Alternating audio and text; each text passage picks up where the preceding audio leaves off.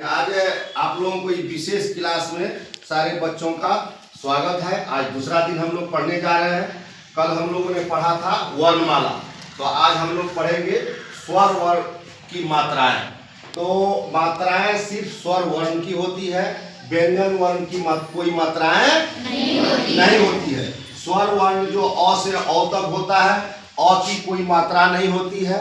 आ का मात्रा होता है, हर्षी का मतलब क हर्षी का की, दीर्घी मतलब क दीर्घी का की। उसी तरह से और है ना, और ये मात्रा के कारण ऐसा बनता है। तो ये सभी मात्राएं हैं। उसके बाद हम लोग स्वर के प्रकार को देखेंगे।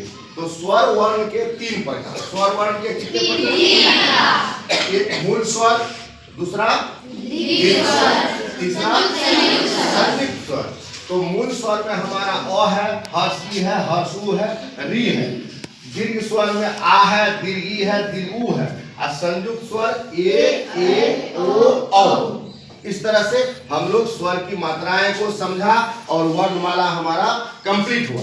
अब आप आइए इन सारे वर्णों की कुल संख्या 12। सबका हम लोग उच्चारण स्थान जानेंगे। उच्चारण स्थान का मतलब मुख के जिस भाग से जो वर्ण बोला जाता है उस भाग को उस वर्ण का उच्चारण स्थान कहते हैं। हमारे मुख में 5 मुख्य उच्चारण स्थान है: कंठ, तालु, मूर्धा, दांत और ओठ।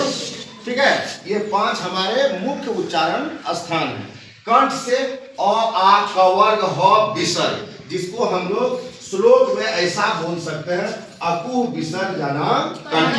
मतलब हुआ अ, आ, क वर्ग, ह और विसर्ग का उच्चारण स्थान क्या है? कंठ है। उसी तरह तालु से है हर्षी, दीर्घी, चौवर्ग, य और तालव स। इचु सैनान तालु। हर्षी, दीर्घी, चौवर्ग, तालव स, य का उच्चारण स्थान तालु। उसी तरह से मूर्धा का री, टवर्ग, र और मूर्धन स।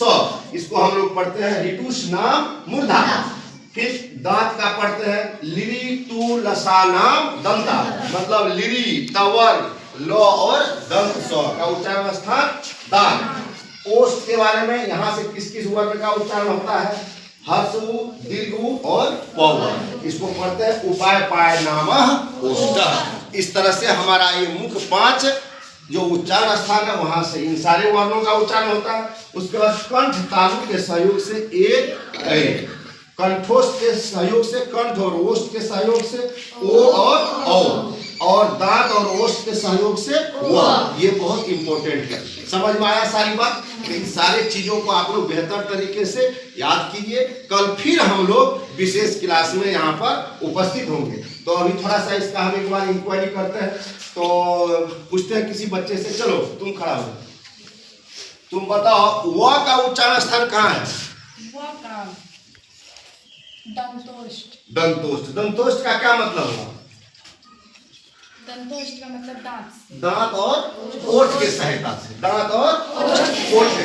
तुम बताओ च का उच्चारण स्थान कहाँ है?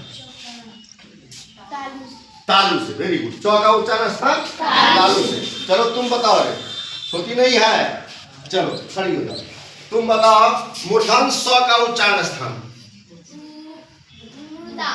मूर्धा से। मुर्दा नहीं, मूर्धा। कहाँ से? मूर्धा से। चलिए, तो इस तरह से आप लोग सभी याद कर लेंगे। कोई एक बच्चा खड़ा होकर बताओ, इस पढ़ो तो क्या लिखा है? रविशंकर खड़ा हो। तू विसर्ग जनांग कंठ। क्या मतलब हुआ इसका? इसका मतलब हुआ कि अ, क वर्ग, ह और विसर्ग को जानो कंठ से उसका उच्चारण किया जाता है। चलिए, वेरी गुड, ताली बजाइए।